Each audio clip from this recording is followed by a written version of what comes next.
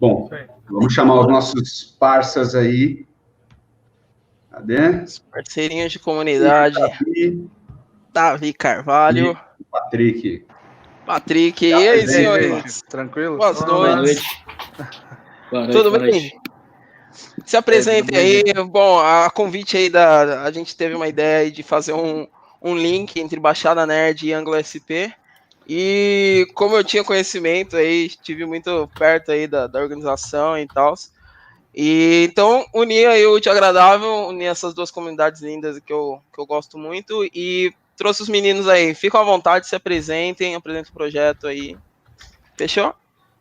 Quer ir primeiro, Patrick? Boa. Boa noite. Eu vou me apresentar e apresentar mais ou menos o movimento, né, o Baixada Nerd. Agradecer o William, o Paulo aí que convidou a gente para trazer o conteúdo aqui também. A gente queria ter trago o Thiago também para trazer um conteúdo sobre Angular, né, mas infelizmente a gente não conseguiu, né, o William tinha comentado.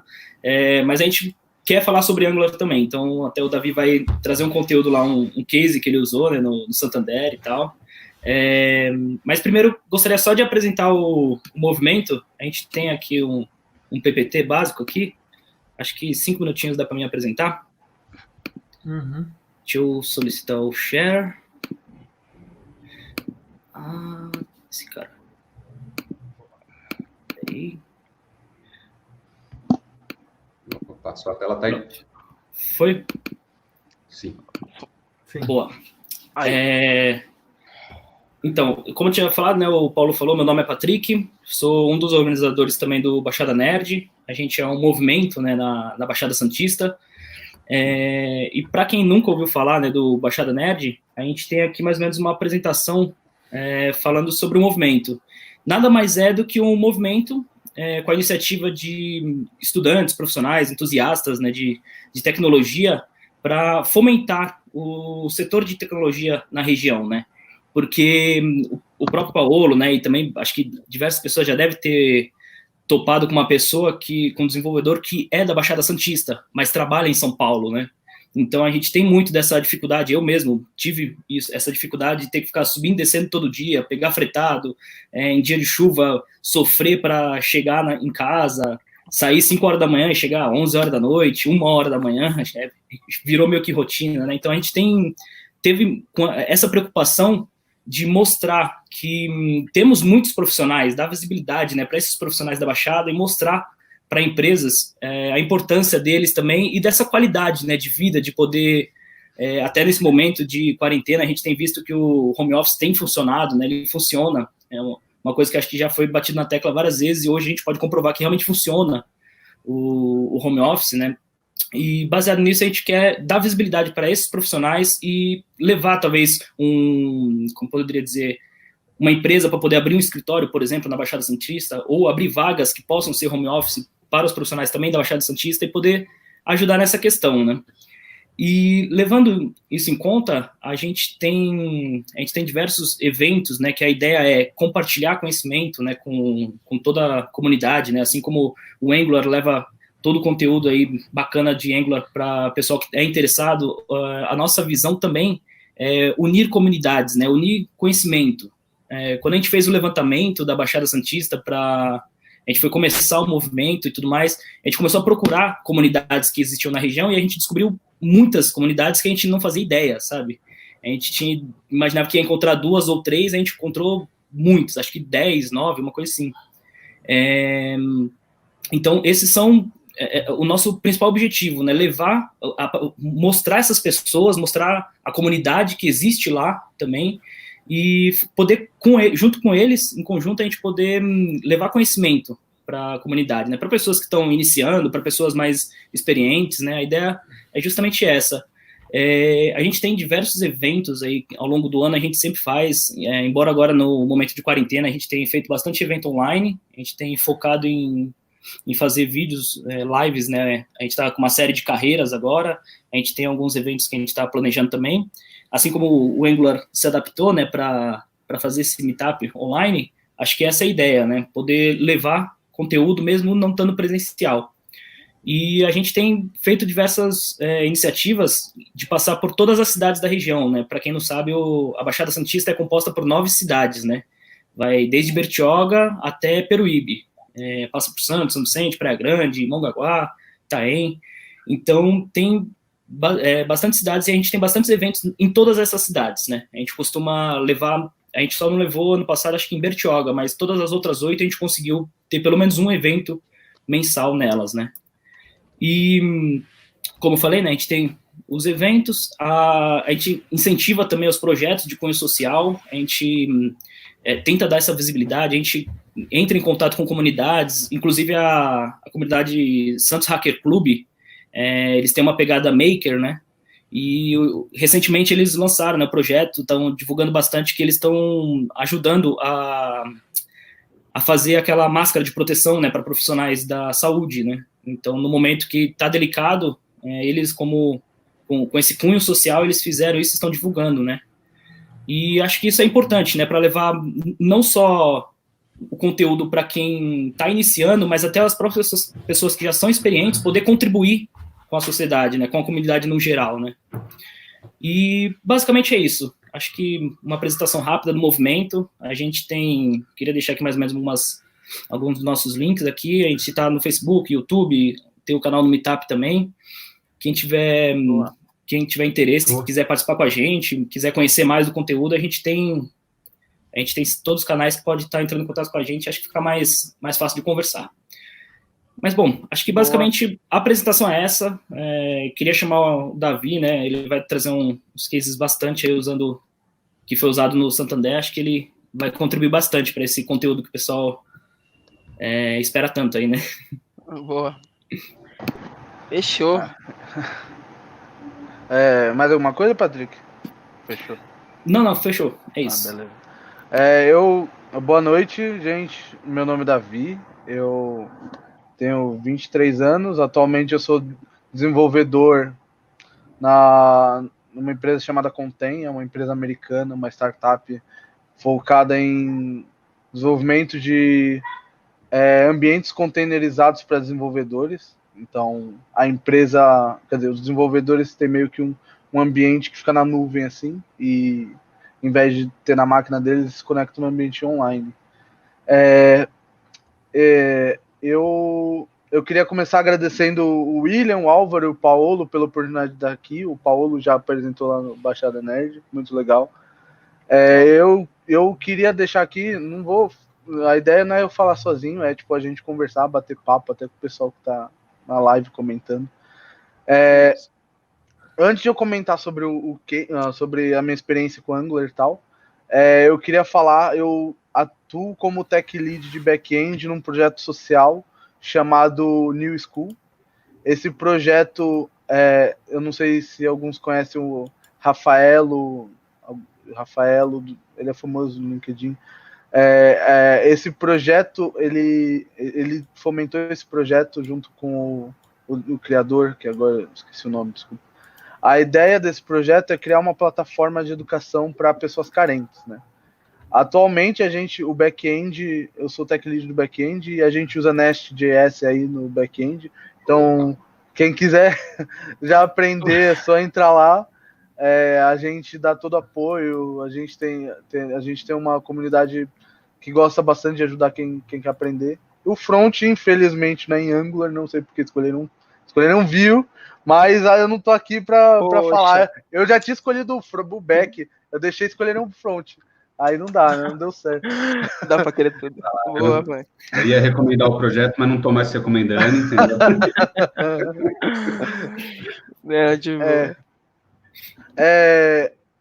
Eu comecei a mexer com Angular desde a época do AngularJS. Na verdade, não faz muito tempo. Eu tô há 5 anos no mercado. Eu sou um bebê ainda, né?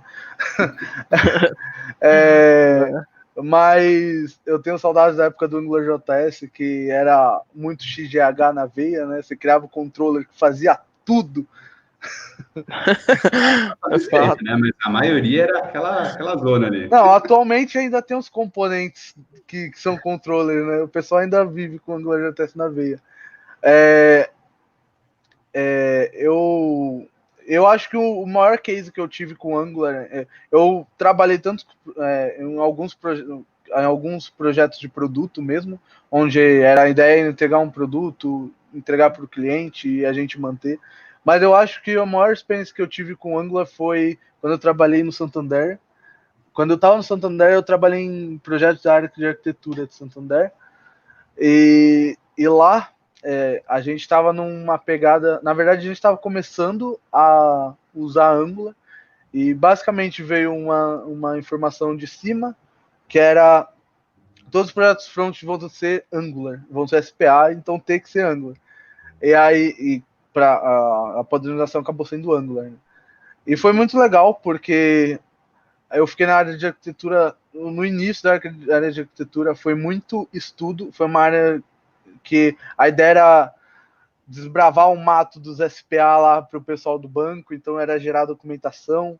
A gente estudou muitas coisas, tipo Husky para comando de Git para manter a padronização. A gente estudou o Narrow na época que era só Angular, né, para monorepo.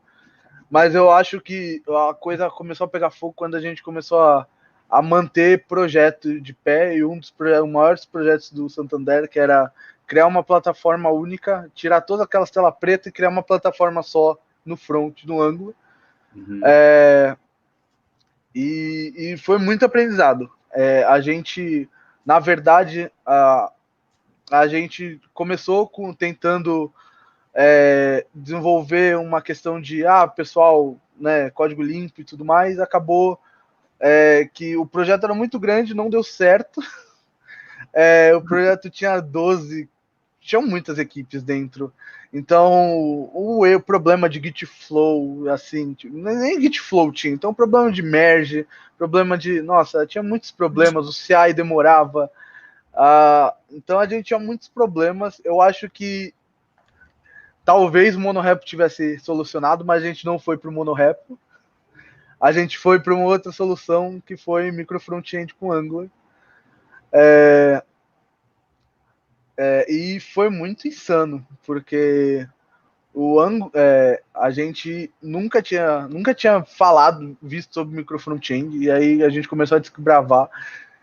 E aí, como colocar isso no contexto do banco, né? No contexto da infra que a gente tem, do CI que a gente tem. Então, eu acho que um dos primeiros problemas que a gente teve foi como que a gente vai compartilhar isso tudo em runtime. Quer dizer, o problema principal era como a gente ia compartilhar isso em runtime. Então a gente começou algumas POCs. A gente começou a pensar em separação de módulo ou de componente, como que ia ser a separação. A gente aprendeu um projeto chamado Angular Seed, que era o Angular Seed, é um projeto que foi descontinuado. A gente acabou tendo que pegar esse projeto lá para dentro da equipe. Mas esse projeto, a ideia era ter um ambiente de desenvolvimento de Angular com System.js. Né? System.js, para quem não sabe, é uma lib voltada para import. A ideia é que você importe dependências, né, a partir de um import map separado. Isso, na verdade, vem muito em contra a uma spec da web, que a ideia é realmente você importar, eu acho que é HTML import, não, era alguma spec nova de imports, o ES-Modules, né? A ideia era... um require.js para ES-Modules. Exatamente. Isso. A gente, porque o ES-Modules ele não veio com a possibilidade de você importar via nome, né? Então, com o System.js, você podia falar o alias dele e ele conseguia referenciar para você. As primeiras versões do AngularJS, do Angular CLI, ele usava o System.js por trás dos panos. Agora não usa mais. Na verdade, muita coisa usa o Angular CLI hoje em dia, né? O Nest CLI usa o Angular CLI. O Annex também usa ainda. E, na verdade, se eu não me engano, eu posso ter errado, eu acho que o Angular CLI ele é baseado no Ember CLI, né? Alguma Sim. coisa assim. Ele foi um fork do Ember CLI lá atrás, mas mudou completamente, né? Foi só o input e daí, nossa, fizeram uma coisa completamente diferente. Eu tenho um gato querendo participar da live aqui. Ó o gatinho. Ah, não, a minha tá dormindo. O gato do New, ó, aqui, ó. Do New não, do JS. Boa. Ô, Davi, mas me tira uma dúvida. Hoje, então, você mora na praia ainda, mora na Baixada, né? E trampa pra fora, certo? Uhum. Trabalha de home office, né? Sim. Mas antes você trabalhou aí, chegou a trabalhar com tecnologia aí em Santos ou na região aí, ou não? Véi, aqui na região a gente tem uma dificuldade de trabalho, na verdade. Existem poucas empresas, eu não sei se poucas, na verdade, eu não tenho. O Patrick, com algum pessoal do Baixada Nerd, fez um trabalho de tentar achar as empresas. Eu lembro disso, cara. A gente recebeu algumas respostas falando que não tinha profissional em Santos, ou não tinha profissional bom, alguma coisa assim, que foram bem desmotivantes, né? Mas assim, tem alguns trabalhos, na verdade eu já fui chamado, depois que eu já estava trabalhando em São Paulo, eu fui chamado para umas vagas aqui em Santos. O teste que eu recebi era fazer basicamente resolver o problema do caixeiro viajante. Eu vi aqui, eu comecei a fazer, eu falei, não é possível. Porque era um bagulho de grafo, assim, eu falei, cara, tá louco. Aí eu desisti, assim, eu falei pra empresa, olha, não vou seguir, obrigado, mas era um bagulho de louco. Na região a gente tem muito problema disso, né? A gente fez um levantamento um mapeamento de empresas de tecnologia, né, da Baixada, e realmente eles falavam pra gente ou que o setor de TI deles era terceirizado, ou seja, a empresa existia na Baixada, só que o setor de TI era uma empresa em São Paulo, era uma agência em São Paulo. Basicamente isso. E eles falavam, mas a gente não encontra, a gente abre vagas aqui e nós não encontramos profissionais. Mas não era bem assim, é isso que o Davi falou. Às vezes eles mandavam um problema real para você. O teste da empresa era você resolver o problema real da empresa, muitas vezes, e eles usavam aquilo. Eles usavam aquilo para ajustar a empresa deles, e a seleção seria também o problema, né, também da seleção, que muitos desenvolvedores não finalizavam justamente pelo valor, né? Porque a empresa achava que que nem acho que foi o Francisco, né, que mostrou no começo. O Francisco não, foi o Pokémon que mostrou as vagas lá. E realmente, você pega o problema do caixeiro viajante, por exemplo, você pega uma vaga dessa que você tem que ter uma porrada de coisa, tem que resolver aquilo em 2 horas, e tipo assim, o salário é 3 vezes menos do que alguém pagaria em São Paulo. Então é uma visão que a gente gosta de mostrar. E plano de CSS, né? Exatamente. E pra resolver essa box tá torta aqui. Aqui um cálculo de grafo com árvore balanceada. Você tá pedindo pra eu resolver esse input que tá errado? É isso aí. Cara, mas uma coisa que eu percebi, eu morei em Peruíbe, eu sou de Peruíbe, pra quem não sabe, mas eu trabalhei em Santos, e eu fazia o mesmo tempo de viagem como se fosse Santos São Paulo, assim, era tipo 2 horas de viagem. Era bizarro, cara, eu não conseguia me adaptar. Mas, exatamente, eu vim para São Paulo exatamente por essa discrepância, cara. É muito bizarro. E até de conteúdo, eu até comentei com o Léo numa outra live, bicho. Fui falar de PWA aí não sei se você estava, não sei se vocês lembram aí, no Baixada Nerd. Cara, aqui se eu falar de PWA, os caras me batem na cara aqui, de tanto que a gente já falou, sabe? Sim. E a galera, bicho, se amarrou, puta novidade e tal. Então a galera é muito carente de informação, por isso que eu acho que é um projeto que eu me amarro tanto e tento levar bastante coisa aí. E por outro lado, assim, tem essa questão das empresas em si, ainda tem um pouquinho desse contexto de sabe, cabecinha pequena. E, cara, hoje tecnologia é a base de tudo, né, bicho? Então meio que bizarro, assim, ainda esse comportamento. E aí a gente chega num paradoxo, que eles falam que não tem gente para trabalhar em Santos, né? O pessoal de Santos não é bom, mas aí eles oferecem um salário ruim, o que obriga o pessoal de Santos a ir para São Paulo. E aí perde mesmo. É assim mesmo. Virou uma bola de neve, né? O pessoal reclama, não tem profissional. Na verdade é que eles não colocam, muitas vezes, não todas as empresas, mas muitas empresas não falam a frase completa, não tem um profissional bom que eu quero pagar. Exatamente. Mas eles falam só pela metade a frase. Não tem profissional bom, não tem profissional qualificado. Não está em falta em qualquer lugar, né? Falando sobre isso, eu vi um estudo no final do ano passado, que era um estudo falando sobre TI voltado para administração, né? Nesse estudo, quem era o caso de estudo eram os administradores, né, das empresas, eram os gerentes, os caras de cargo alto. E aí eles falavam que a maior dificuldade era encontrar gente para a empresa. E aí perguntaram, tá, o que vocês vão gastar, qual que é a importância das coisas que vocês vão fazer esse ano?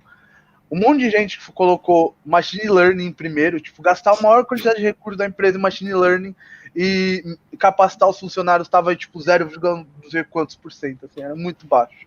Então, assim, você quer preparar alguém que faça tudo, é fácil, né? Você quer que alguém faça tudo e saiba tudo por pouco, é fácil. Capacita o cara que você já tem. Não, é verdade. Uma coisa que acho que o William colocou aqui na tela agora, que o Léo Andrade comentou ali, é muito verdade. Tipo assim, nos últimos anos tem mudado. Claro que assim, a maioria ainda tem essa, como o Paulo falou, tem um pouco dessa cabeça pequena. As empresas grandes que já existiam na cidade acham que a região é só porto, basicamente. Então eles se preocupam muito com soluções para porto, por exemplo. Mas nós temos bastantes empresas, as principais ali, acho que são as que mais estão em alta, que sempre também produzem conteúdo, levam eventos, a F-Câmara faz bastante isso, a BDS, a Modal GR, eles têm profissionais muito bons e, tipo assim, eles tentam fomentar isso também, são empresas que estão indo contra as empresas da região, né? Eles tentam mudar isso também, eles tentam ser um norte, mostrando para as empresas que elas dão certo dessa forma e que as outras empresas também poderiam dar certo, né? Então, acho que... legal. Tem empresas e tem comunidades, né, que tentam mudar essa visão, né, tentar levar esse conteúdo pro pessoal, mostrando que, tipo assim, porque muitas empresas lá, principalmente as mais antigas da região, elas acham que o TI é uma área de custo, é só uma área de custo, que ela não vai apresentar um resultado tão bom a ponto de ser significante, né, para a empresa. Eles acham que se eles contratarem um terceiro para fazer um projeto, acabou e pronto. É só aquele custo que eles vão ter, né? Sim. Então é bem... Boa. O Leozeira comentou que é o Vagalume é de Santos, né? Legal, cara, não sabia não. Bacana. É verdade, o Vagalume é de Santos. Tem um primo meu, que hoje ele é CTO de algumas empresas, e ele trabalhou no Vagalume, numa mudança que teve bem legal, ele fez o front-end na empresa. Legal. Mas, ao mesmo tempo, você mesmo comentou, acho que na sua apresentação, né, Patrick, que eu mesmo vi isso acontecer já alguns casos de pessoas que estão aproveitando o crescimento do home office, ainda mais nesse tempo de crise agora, né, para fazer um movimento contrário, né, voltar para a Baixada trabalhando de casa, né. De casa, cara. Eu conheço algumas pessoas que também já deixaram de ganhar mais, vamos dizer assim, né, falando em questão monetária, o pessoal já deixou de ganhar mais para não vir trabalhar em São Paulo. A pessoa aceita uma vaga que paga menos, mas ele trabalha de casa, é um home office. A empresa é de São Paulo, mas ele é home office, então ele vai receber um pouco menos, mas beleza, pelo menos ele tá em casa. Porque que nem o Paulo falou, às vezes você leva... Eu hoje moro em São Paulo também, mas assim, eu levo 40 minutos para chegar no meu trabalho. Eu moro na Zona Sul e trabalho na Zona Oeste. Então assim, eu levo 40 minutos para chegar. Se eu fosse de Santos, daqui para Santos de carro, daria também 40 minutos, se o trânsito estiver limpo, né? Só que nem sempre tá assim. Na hora do rush, a gente leva 1h30, 1h40, 2 horas ou mais. Então, assim, e é desgastante, né? Então, realmente, esse é o problema que a gente vê, assim, a gente tenta contornar, né? Exato. Esse pro contraponto é muito óbvio, assim, né, cara? E eu acho que tem muito... eu fui uma das pessoas que no começo eu trabalhava muito com freela, cara. Eu fazia freela para São Paulo, para Minas e tal. Fiz uns freela para fora. Então, na época, cara, aquele freela de 200? Oi? Freela de 200 conto. Esse mesmo, de 200 e uma cesta básica. De Android para iOS. Não, bicho, cara, então, mas uma época foi até bom, o dólar tava... Cara, comida. Mas compensava, cara, até é bizarro isso, mas na época para mim compensava a questão do home office pelo custo de vida da Baixada, né, minha família é de lá e tal, E eu fazia trampo para fora, então eu recebia em dólar e tal, e nesse contexto era bom, sabe? Então era ok. Mas no geral, a galera, cara, ou vai para São Paulo, ou sai para trabalhar aí nas empresas aí. Cara, legal, eu não sabia, e tem empresas que estão tentando mudar essa cultura, esse cenário é sensacional, bicho. Mas, fala aí. Fala aí, Miguel. Não, eu ia mudar de assunto, mas pode concluir. Não, eu ia falar, aí eu talvez fazendo um advogado do diabo aqui. Talvez a questão não seja que Santos pague mal e São Paulo pague bem. Talvez São Paulo pague bem demais. Porque a gente tem gente na New School, né? A gente tem muita gente carente lá trabalhando. E aí o pessoal não mora na grande São Paulo, mora em cidades periféricas. Tem um cara que começou a trabalhar no centro, acho que foi no Cubo há pouco tempo. O Eric, ele é um dos caras também bons de back lá. Ele falou que na cidade que ele morava, que eu esqueci, que é uma cidade perto de São Paulo também, ele recebeu muito pouco. Ele recebeu uma vaga para lá, mas ele recebeu muito pouco. Aí ele foi pro Cubo como, sei lá, júnior, ele tava recebendo muito mais. Então a gente tem que pensar, ou São Paulo, né? Você, por ser uma cidade cara, é tudo mais caro, até o salário é melhor. Porque aqui o custo de vida também aumenta muito, né? Exato. Tem muita gente que vem de várias regiões do Brasil para São Paulo por causa dos salários, né? Só que daí, quando vem para cá, o custo de vida aumenta demais também. Mas eu vou... Mas boa, eu vou até usar esse contraponto aí de fazer essa intermediação voltar pro lado do profissional, tá? O profissional, para ele estar num cargo, né? Ele tem que valer aquele cargo. Então, o contrário também acontece, tá? Da galera, sei lá, mais júnior e tal, querer estar num cargo assim. Vocês têm que trabalhar também a parte de visibilidade, tem que trabalhar a parte de senioridade, vai trabalhando. Você tem que ter o contexto, tem que ter uma escadinha, né? Eu acho que nada tem do zero, do dia para a noite, do 0 para 100, assim. É muito fácil dizer que um júnior, por exemplo, ele se acha pleno muito fácil, mas quando ele chega no nível pleno, ele vê que a bucha é grande e fala, putz, acho que eu não estava tão preparado assim. Exatamente. Porque uma coisa é o profissional achar, eu acho que eu estou no nível acima, e outra coisa eu estou no nível acima e, tipo, agora eu sei a bucha que é, né? Então é bem... Tem essa questão também. Uma coisa que eu penso é que hard skill todo mundo consegue, né? O difícil é soft skill. Então, para você ser júnior, pleno, sênior, talvez saber codar não seja o mínimo, não seja talvez codar seja uma pequena parte do que você precisa saber, né? Eu escutei uma analogia de um antigo gerente meu, que ele falou, a hard skill e soft skill é como se fosse imagina que você tem uma perna de pau. A sua soft skill é uma perna de pau. Se você não crescer a perna de pau, você vai ficar andando pro lado, assim. Sim. Porque uma analogia muito boa. É lidar com pessoas, não é programar. Exatamente. A gente trabalha muito... Nosso tempo aqui já está dando, para o pessoal não sair antes do quiz, mas eu tenho ainda umas perguntas para vocês bem rápido aqui. Primeiro, para os paulistas desinformados aqui, da onde vai a Baixada Santista? O que é? O que representa a Baixada Santista? No mapa aí pra gente. Mostra aí. Tem Guaraú aí. Fala aí os caras aí. Acapulco tá na Baixada Santista? Cara, Acapulco tá lá? Acapulco acho que não, um pouquinho depois. O Chaves foi pra lá, foi pra Santos e Acapulco, do lado. Acapulco, Guarujá. Acapulco, Guarujá, é verdade. O menino que sabe aí da geografia aí, mas eu creio que vai até Peruíbe, né? Mas Podemos responder? Podemos... Sim. Não, fala aí também. A gente tá na quarentena, eu tava trabalhando de home office há algum tempo, então eu não saio de casa há muito tempo, eu não me lembro muito bem de Santos. Não, mas a Baixada Santista é composta por 9 cidades, né? 9 cidades. A mais nova delas que é Bertioga, tem a minha idade, 28 anos. Bertioga, Santos, Cubatão, Praia Grande, São Vicente, Itanhaém, Mongaguá, Peruíbe, e eu tô esquecendo de alguma? Bertioga, Santos, Cubatão, São Vicente, Praia Grande, Itanhaém, Mongaguá, Peruíbe e Acapulco. E Guarujá. É isso aí. Os caras pensando, Guarujá é uma ilha, mas é baixado. É verdade, verdade. Boa. Mas é isso. Onde é praia pra Paulista? Luciano deixou legal. Onde é praia pra Paulista é Baixada Santista. Tem um caso interessante. É isso. Tem um caso na empresa que eu trabalho numa startup aqui em São Paulo, e uma vez aconteceu isso com o CTO que trabalhava lá, ele mora em São Vicente, né? E a gente tem um funcionário que trabalha home office que mora em Caraguatatuba, né? Ali São Sebastião, aquela região. E a gente tinha os brindes de final de ano para dar, e a pessoa lá chegou para esse CTO e falou: você não pode levar o brinde do Alexandre lá para ele? Eu sei que você mora lá na Baixada, é tudo perto, uma horinha você tá lá. Meia horinha você tá lá.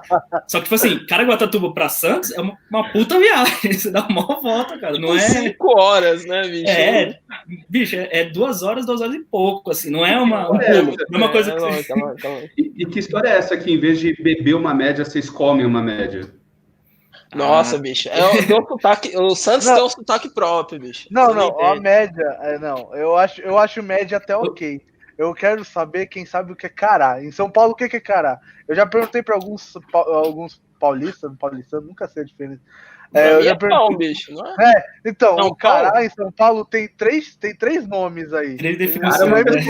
Não é mandioca?